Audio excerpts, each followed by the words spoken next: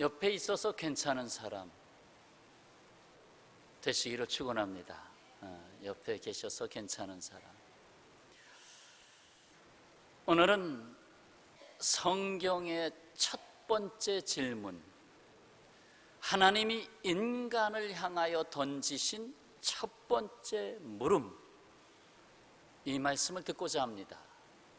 아담아, 내가 어디 있느냐 하는 말씀입니다.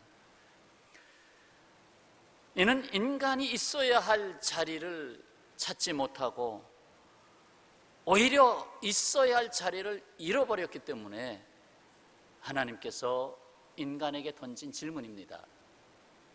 한자말에 만물유의라는 말이 있죠. 천하의 모든 존재는 저마다 제 자리가 있다는 것입니다. 제 자리가 없는 존재가 없다는 거예요. 우리가 위치 혹은 지위 할 때 위자가 사람이 서 있는 자리를 표현합니다. 위자가 사람이 서 있는 자리는 사람이 서 있다, 그게 위자예요. 사람이 서 있지 않으면 자리라고 하는 의미가 발생하지 않는다는 거예요. 산다는 것은 제 자리에서 제 구실을 다하는 것입니다. 사람은 저마다 제 구실이 있어요. 자리는 위치요, 구실은 역할이라고 할 수 있습니다. 사람은 저마다 제 자리가 있잖아요. 세상에 자리처럼 중요한 것이 없습니다. 그 자리 다툼을 하려고 그렇게들 야단하지 않습니까? 자리가 없으면 살 수 없어요. 누울 자리가 있어야 되고, 앉을 자리가 있어야 되고, 설 자리가 있어야 됩니다.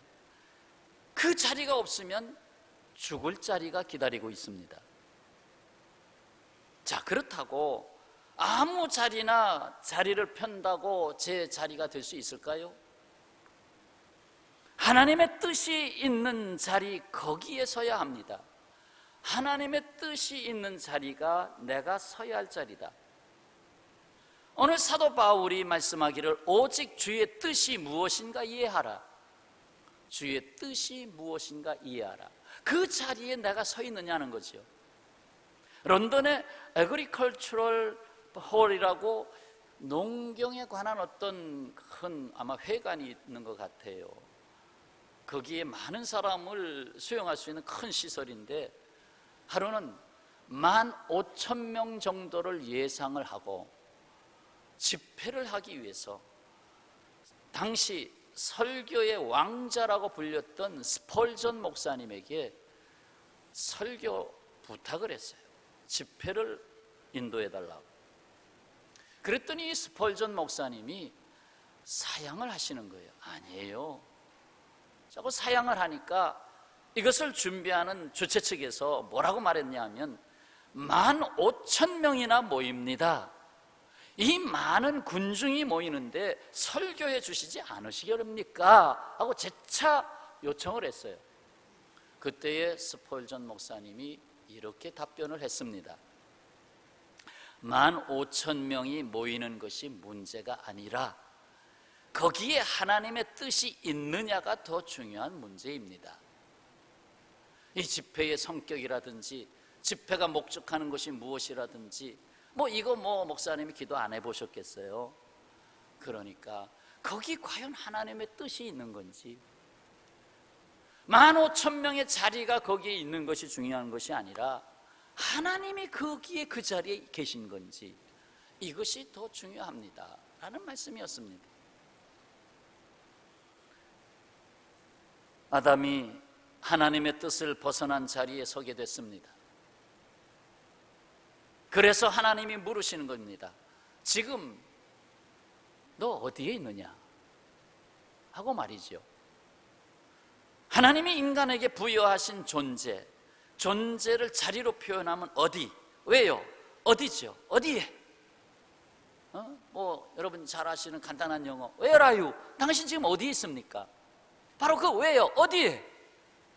이 어디는 크게 두 가지로 보여집니다. 하나는 관계적인 개념이에요. 너 누구와 관계를 맺고 있느냐? 내가 지금 어느 사람과 관계성을 갖고 살아가고 있느냐?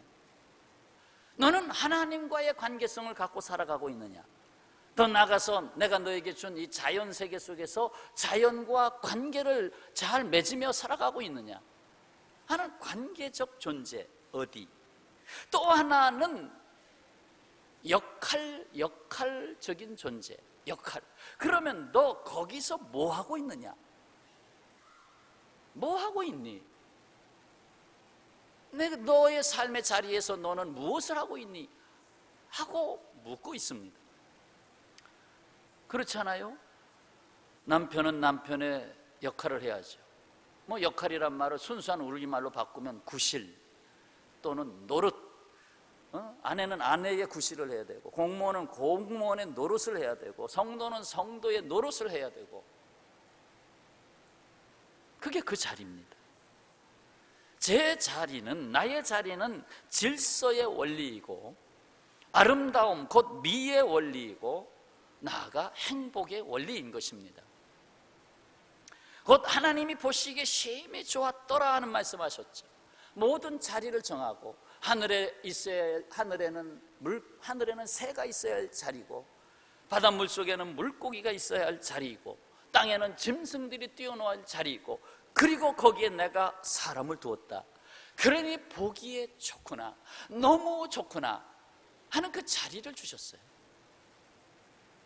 그런데 밥이 참 모락모락 향도 내면서 참 반짝반짝거리며 밥그릇에 있을 때는 밥이 참 먹음직스러워요.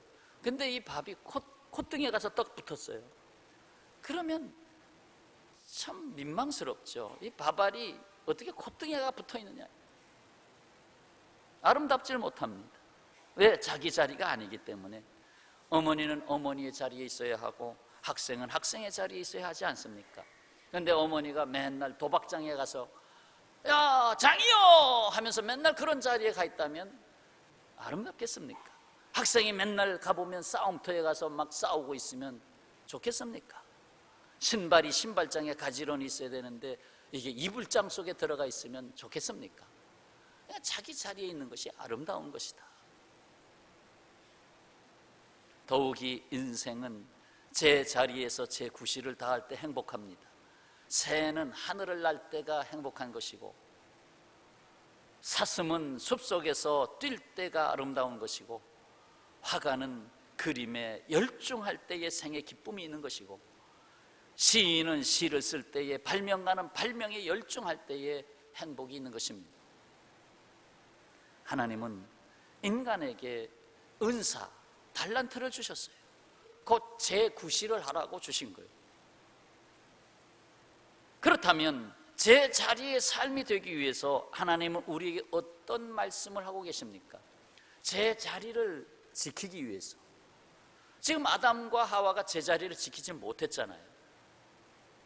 그래서 제 구실을 못한 거 아니에요.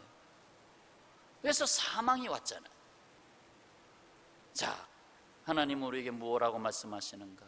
첫 번째, 사실 죄에 빠지면 제 자리를 지키지 못합니다. 이제 첫 번째 주신 말씀 따라서 하시죠. 제 자리를 죄에 빠지면 제 자리를 지키지 못한다. 네, 첫 번째 대지입니다. 아담이 어찌하여 그 좋은 에덴 동산을 지키지 못하고 결국 하나님의 낯을 피하여 숨는 자가 되었을까? 죄를 졌기 때문입니다. 하나님과의 언약 관계를 깨뜨리고 그리고 죄인이 됐습니다. 그러니 그 자리를 지킬 수가 없었습니다. 그래서 하나님의 낯을 피하여 바위 사이에 숨었습니다. 공무원이 뇌물을 먹고 법을 어기면 결국 징계를 받고 그 자리를 지킬 수가 없습니다. 아무리 능력이 있고 재산이 있고 지식이 있어도 죄를 지으면 그 죄가 그 자리를 빼앗아 버립니다. 그렇게 하나님은 인간에게 가장 복된 자리를 회복시켜 주시려고, 보시기에 좋았더라는 그 자리를 회복시켜 주시려고 하나님이 우선적으로 하신 일이 죄로부터의 구원이었습니다. 그것을 위해서는 하늘의 모든 것을 다 투자했습니다. 독생자 아들 예수님을 십자가에 못 박아 죽기까지 했습니다. 이 죄의 문제가 해결되지 않으면 제 자리를 찾을 수가 없다는 거예요. 아무리 여러분들이 자녀를 잘 양육하고 얘야 너 앞으로 출세의 자리를 잘 차지해야 돼, 너 내 자리가 분명히 있어, 아무리 그래도 이 마음속에 있는 하나님과의 관계성, 죄성이 해결되지 아니하면 자리를 찾을 수 없는 거예요. 찾을 수 없습니다. 아무리 찾으려고 해도 다른 데 가서 허우적거립니다. 신앙생활을 오래 해도 때로는 교만이라고 하는 병이 들어와서 그나마 있었던 자리를 놓칠 때가 있어요. 하나님이 그 자리를 거두신 거지. 자기도 보지 못하고 남도 보지 못하고 결국 하나님도 보시지 않는 거지. 천사도 죄를 짓고 하나님께서 주신 자리, 하나님의 그 뜻을 위해서 섬기라고 주신 그 놀라운 자리를 마다하고 결국은 천사들 무리와 함께 타락했잖아요. 그러면서 사탄이 됐어요. 사탄의 자리를 만들었어요. 사탄의 세계를 만들었어요. 제자리를 잃었어요. 그러므로 말씀이라고 하는 거울에 항상 자신을 비춰야 됩니다. 말씀 앞에 내 자신을 비춰서 내가 내 자리를 지금 제대로 찾아가고 있는 것인지, 하나님은 나에게 어떤 자리에 있으라고 말씀하고 있는 것인지 들어야 된다는 것이죠. 두 번째 사실은 제 분수를 지키지 못하면 제 자리를 지키지 못한다는 것입니다. 제 분수를 지킨다 하는 것은 하나님 각자에게 그릇을 줬어요. 누구는 좀 큰 그릇, 누구는 조금 작은 그릇. 그러나 작은 그릇인데 이것은 금그릇, 이거는 큰 그릇인데 광주리. 나름대로 하나님께서 뜻이 있어서 각각의 자리를 주셨어요. 그런데 분수를 지키질 않아요. 역할이 크고 작은 것이 문제가 아닙니다. 과연 그 역할을 내가 기뻐하며 만족하며 감당하고 있느냐는 거예요. 인간은 욕망에 사로잡혀 있어요. 그 욕망이 자기 분수를 넘어갑니다. 권세에 대한 욕망, 명예에 대한 욕망, 재물에 대한 욕망, 이것이 결국 내가 있어야 할 자리를 터뜨려 버리고 마는 거예요. 행복하게 살아갈 수 있는 자리가 망가지는 거예요. 하나님이 주신 가장 소중한 자리를 놓쳐버리고 마는 거예요. 보면 사실 목사님들도 이 욕망에 사로잡힐 때가 있어요. 그래서 교회를 잘 지키고 목양을 해야 되는데 그렇지 않고 다른 데 정신이 팔려가지고 결국은 망가지게 되는 경우가 많습니다. 참 좋으신 분이었는데 저렇게 망가지셨구나. 왜? 분수를 지키지 못해서 제자리를 지키지 못한 것입니다. 자, 세 번째 경우는 제 몫을 감당하지 못하면 제자리를 지키지 못합니다. 심장이 심장의 역할을 다하지 못한다고 위장에게 얘야 네가 심장의 역할 좀 해라 할 수 있겠어요? 다 제 몫이 있는데. 그러니까 심장이 제 역할을 못하니까 온 몸에 고통이 오는 거예요. 정말 나중에는 죽을 지경까지 가는 거예요. 역할에는 자기 몫이 있고 그 몫에는 책임이 있습니다. 자동차가 고장난다고 하는 것은 아주 작은 부품 하나가 고장남으로 인해서 고장나는 거예요. 참으로 브레이크 기름 압력 호스가 있는데 그 호스가 터졌다. 그러면 가서 충돌하는 거지. 밟아도 서지 않는다. 다른 건 다 온전한데 내 부품, 그 부품 하나가 망가졌어. 고쳐야죠. 바꿔야죠. 제 몫을 감당해야 된다는 얘기입니다. 경우에 따라서 제 목숨을 감당하지 못할 때에는 하나님, 내 몫의 태인 십자가가 무엇입니까? 다시 묻고 내가 감당해야 될 십자가를 바로 지고 나가야 되겠죠. 예수님도 내가 감당해야 될 십자가는 이 세상의 모든 죄를 지고 가는 것이다. 그래서 그 험한 십자가를 지신 것입니다. 제 몫을 감당하지 못하면 자리를 지킬 수 없어요. 교회 안에도 많은 직분이 있어요. 그 직분에 제 몫이 있어요. 그 제 몫을 지킬 때에 하나님이 그 사람을 지키는 거예요. 그의 인생을 지키는 거예요. 네 번째, 무엇보다도 섬김으로 하지 아니하면 제 자리를 잃게 되는 것입니다. 섬김의 정신. 하나님께서 인간에게 주신 모든 자리는 모두가 다 섬김의 자리입니다. 아버지는 아버지로서 가정을 섬기고, 어머니는 어머니로서 가정을 섬기고, 직장에 가서는 직장의 유익을 위해서 섬기고, 물론 거기에 따른 응당한 대가도 주지만 대가 때문에 일하지 말고 섬김의 정신으로 일해야 그 자리를 지킬 수 있다는 거예요. 저 사람 꼭 시켜야만 일해, 그게 아니라 저 사람은 눈은 너무 많아, 왜 저렇게 시키지도 않은 일을 갖다 찾아서 잘 섬기고 있는지 참 보배야. 섬김의 정신이 있어야 된다는 거예요.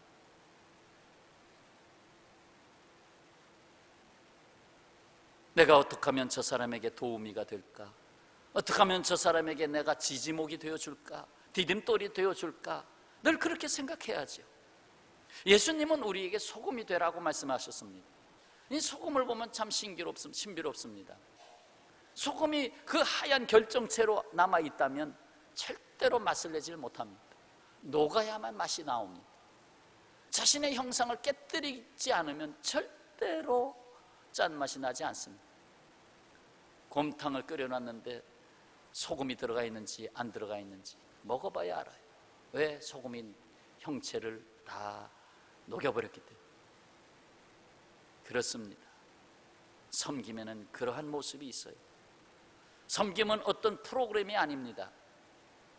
내가 한 달에 한 번 자원봉사를 하면서 나도 섬기는 삶을 실천하고 있어, 나도 한 달에 3만 원씩 구제를 하며 나 나름대로의 섬김에 대한 삶을 살고 있어. 자칫 그런 것들이 섬김의 프로그램이 될 수 있습니다. 섬김의 프로그램으로 자위를 해서는 안 됩니다. 나도 하고 있어, 그게 아니라 이 말이에요. 오히려 섬기는 것을 잊어버려요. 내 통장에서 자동이체가 계속 빠져나가고 있구나, 그냥 잊어버리고 오히려 오늘의 섬김의 자리를 늘 섬김의 삶 그 자체를 따라서 하시죠. 섬김은 프로그램이 아니다. 섬김은 삶의 본질이다. 그냥 그 자체예요. 삶의 본질 자체예요. 어느 순간순간이 다 섬김이에요. 예배도 섬김이에요. 서비스. 예배를 섬김이라고 그래요. 예배도 섬김. 하나님을 섬기고. 예수께서 어디로 오셨습니까? 예수께서 서신 자리는 어디입니까? 친히 말씀하시네요. 마가복음 10장 45절, 인자가 온 것은 섬김을 받으려 함이 아니라 도리어 섬기려 하고 자기 목숨을 많은 사람의 대속물로 주려 하심이라. 섬김의 자리, 희생의 자리. 근데 놀랍게도 그 자리에서 수많은 사람들이 살아납니다. 예수께서 십자가 지시기 바로 전날 밤에 저녁 식탁의 자리에서 일어나 허리에 수건을 두르시고 대야에 물을 떠다가 제자들 앞에 몸을 낮추고 발을 씻기셨잖아요. 그러면서 하시는 말씀, 내가 주와 또는 선생이 되어 너의 발을 씻겼다. 너희도 서로 발을 씻어주는 것이 옳다. 내가 너희에게 행한 것 같이 너희도 행하려 하여 내가 본을 보인 것이다. 내가 진실로 너희에게 이르노니 종이 주인보다 크지 못하고 보냄을 받은 자가 보낸 자보다 크지 못하다. 알고 있지 않니? 이것을 알고 행하면 복이 있으리라. 복이 있으리라. 평화의 가족 여러분, 우리는 순간순간 내가 선 자리를 하나님의 뜻이 서는 자리인가 돌아보아야 합니다. 너 지금 어디 있니? 예, 저 여기 있어요. 내가 선 자리가 하나님의 뜻이 서는 자리인가? 아니면 내 생각, 내 고집, 내 방법이 앞서서 여전히 거기에 있는 것인가? 하나님은 말씀하십니다. 내가 거룩한 것처럼 너희도 거룩해라. 이 거룩의 개념은 제가 종종 던져드리고 있는데, 그냥 거룩을 그냥 좀 구별되다라는 뜻이야, 이 정도로 끝나지 마시기 바랍니다. 이 세상은 세속화되었고 인간의 욕심이 끌고 갑니다. 나도 모르게 그 욕심의 수렁에 빠집니다. 그럴 때 내가 무엇을 바라보고 살아야 되겠는가 하는 삶의 표준이 있어야 돼. 그 표준이 나를 이끌고 가야 돼. 그 표준이 바로 거룩입니다. 거룩은 하나님의 본체라고 보시면 됩니다. 내가 거룩하니 너희도 거룩하라. 내가 너를 지었다. 너의 인생의 모든 가치, 너의 인생의 모든 방향, 너의 인생의 진정한 복, 진리, 이 모든 것은 거룩이라고 하는 것에 담아놨다. 구별됐다.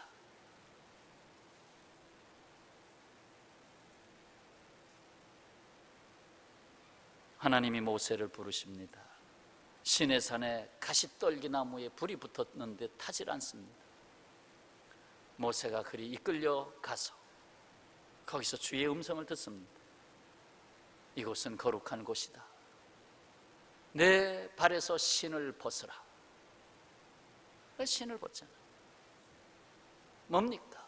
내가 지금까지 살아온 내 방식대로 가던 길, 내 발로 다니던 삶, 근데 그 신발을 너 좀 벗어라. 이제는 내가 너에게 발이 되어야 되겠다 하면서 새로운 삶의 표준을 제시하는 겁니다.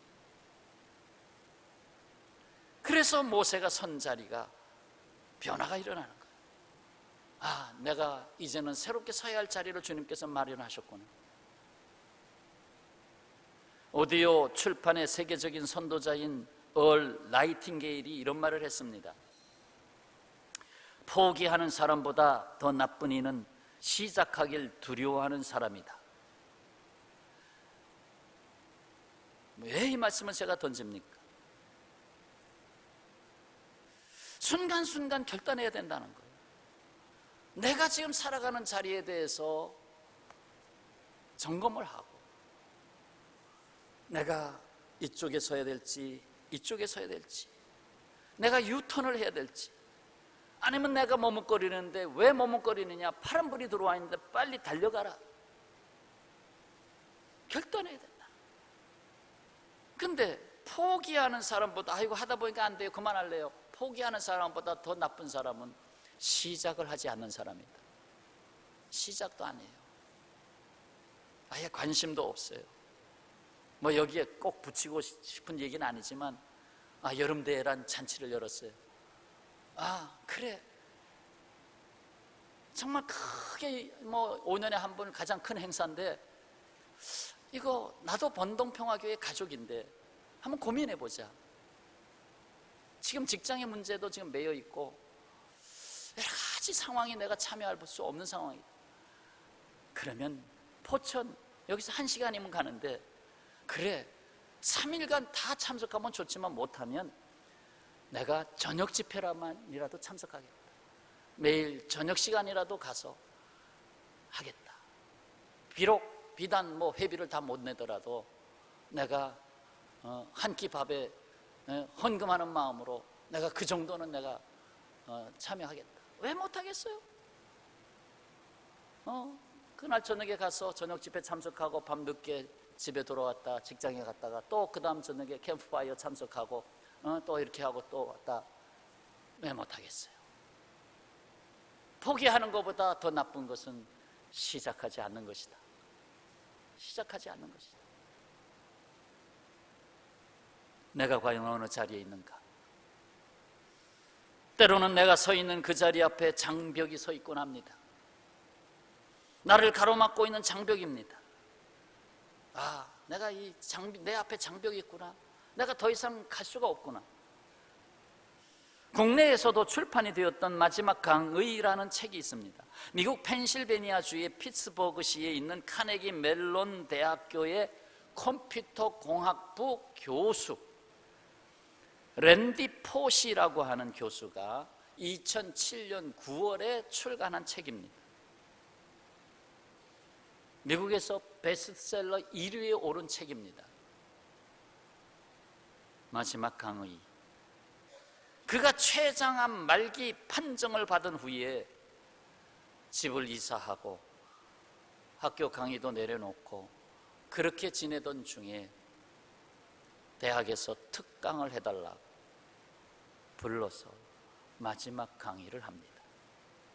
그런데 그 유튜브에도 올라와 있는데 그렇게 명쾌하게, 그렇게 그냥 웃음바다가 되고, 여러분, 제가 아프다고 표정을 찡그리며 여러분 힘들지만 이렇게 강의한 게 아니라 제가 아픈데 아픈 표정 안 지어서 참 속상하시죠? 거꾸로 말이죠. 거꾸로 얘기를 해요. 아주 기쁘고 정말 이건 암 환자가 아닌 것 같고 그 자리에서 운동 푸시업도 막 보이면서 저거 봐요 하면서. 그가 쓴 책에서 이런 말을 남겨놓습니다. 장벽이 서 있는 것은 가로막기 위함이 아니다. 그것은 우리가 얼마나 간절히 원하는지 보여줄 기회를 주기 위해 거기 서 있는 것이다. 장벽은 나를 가로막고 있는 게 아니다. 여러분, 살다 보면 수많은 인생의 장벽, 위기, 실패, 낙심 많이 겪어요. 그런데 그것은 너를 가로막으려고 하는 게 아니다. 오히려 네가 얼마나 원하는지 보여줄 기회를 주기 위한 것이다. 소크라테스도 그런 말을 했어요. 시험 받지 않은 삶은 살 가치가 없다. 시험 받지 않는 삶은 살 가치가 없대요. 연단 받지 않는 삶은 살 가치가 없대요. 왜?